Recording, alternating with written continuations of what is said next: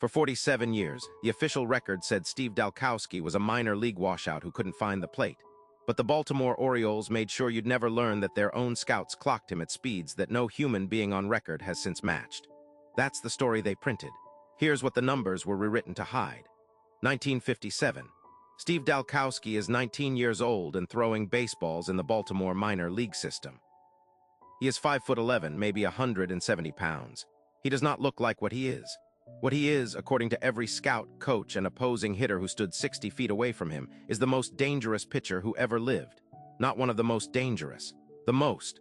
The problem, and the Orioles knew this, is that documenting what Dalkowski could do meant answering a question they didn't want asked.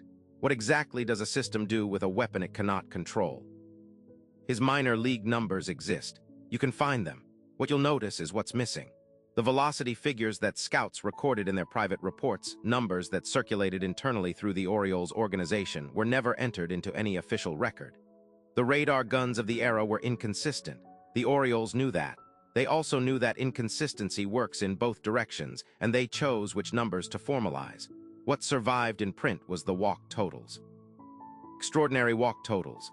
Numbers that painted Dalkowski as a liability, a wild arm, a problem. What didn't survive in print were the strikeout rates per inning, rates that, when you do the math against his official innings pitch totals, produce a strikeout frequency that no pitcher in documented history has approached. Those numbers existed. Multiple scouts confirmed them in private correspondence. The official ledger tells a different story. Someone decided what the ledger would say. Here's where the obvious answer falls apart. The easy explanation is sloppy record-keeping. Minor league bookkeeping in the late 1950s was inconsistent across the board. That's true. But Dalkowski's records aren't just incomplete, they're selectively incomplete. Walk totals, meticulously documented game by game. Strikeout totals, fragmented, missing entire stretches of his 1960 and 1961 seasons. The 2 years where surviving partial records suggest he was at his absolute peak. The incompleteness follows a pattern. When records vanish by accident, they vanish randomly. When they vanish around specific performance windows, that's not accident. That's curation. Here's what was actually happening. Ted Williams faced Steve Dalkowski in spring training. Williams was the last man to hit .400. He had the sharpest batting eye in the history of the sport. After facing Dalkowski, Williams told people privately, and this got written down, that Dalkowski was the fastest pitcher he had ever seen. Not one of the fastest.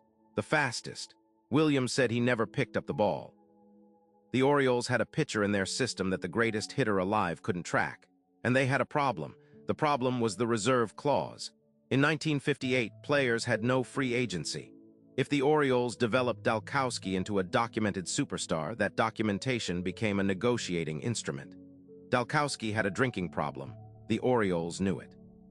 A verified superstar with a drinking problem creates union leverage, a salary dispute, a public record that could be used against the organization for years. A washout with wild numbers creates nothing. So the organization fed the narrative they needed. They didn't suppress his ability. They suppressed the proof of it. His walk totals stayed in the record because high walk totals are the vocabulary of failure. His strikeout peaks disappeared because peaks are the vocabulary of value. That's not an accident. That's editorial. And they had 47 years before anyone thought to check. Dalkowski pitched his last professional game in 1965. He spent the next 3 decades largely invisible, drifting across the country, working seasonal jobs, sleeping in places that don't show up in biographical sketches. The men who watched him throw were still talking about it. None of that talk entered an official record. When journalists finally started reconstructing his story in the 1990s, the Orioles' internal documentation had been through 2 organizational relocations and a warehouse fire. The private scout reports that circulated in the early 1960s, the ones that put specific numbers to what Williams described, are not available for review. The men who wrote them are dead. What we have are career totals that were never designed to tell the truth about him. They were designed to tell the truth the organization needed told. The pitcher the record describes never existed.